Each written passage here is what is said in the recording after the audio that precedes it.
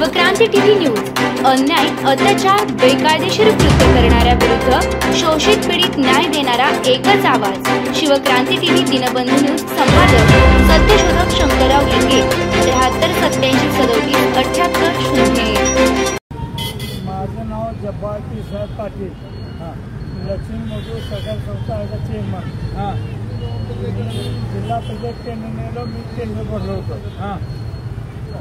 सगळी कागदपत्र दिली होती, त्यांनी तुमचं चालत नसते, सगळे बरोबर आहे आणि कोलमेल करून चालणं म्हणून निष्गाड करते, फसवगिरी मला करते आणि माझ्याबरोबर 4 टेंडर दुसरे ते तुला मिळत ना असं पतंग म्हणतो म्हणून तर काय मिळत नाही, तुझं काम बसणार म्हणला मी आणि त्यांना झाला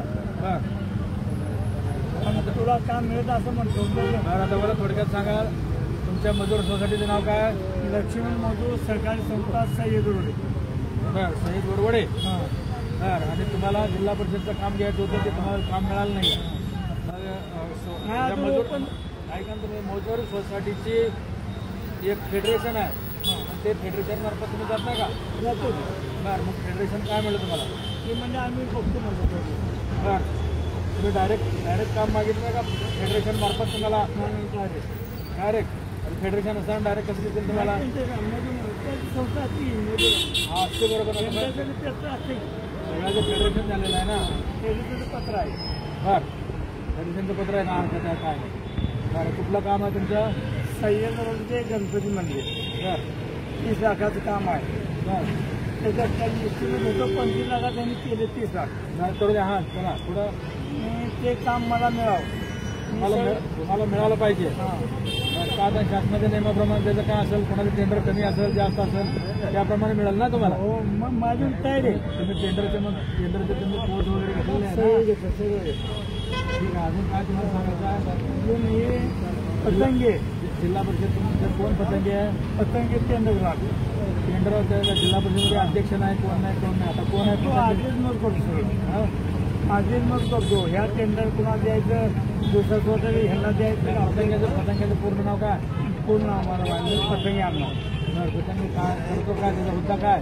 टेंडर काढतो, नुसतं टेंडर काढायचं? टेंडर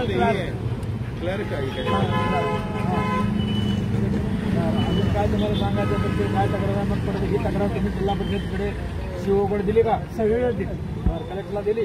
ठीक आहे। आता त्यांचं काय म्हणणं आलंय? अजून नाही सीओचं वगैरे नाही। त्यांचं म्हणणं याच्या अगोदर तुम्ही आंदोलन कसं करता? त्यांची परवानगी घेऊन केलं, तुमची परवानगी म्हणणं देत नाही, परवानगी कशी देणार? काय करून गेलं? नाही, त्यांनी म्हणलं असेल ना 4 दिवसांनी या, 8 दिवसांनी या। काय तर म्हणलं मला सहाय करून गेली। धन्यवाद। हे आता वरवड्याचं यांचं जे काम आहे, ते कामाबद्दल जे पतंगे म्हणून आहेत त्या पतंग्यांनी यांना ब्लॅकमेल केलंय किंवा काय पैसे मागितले का?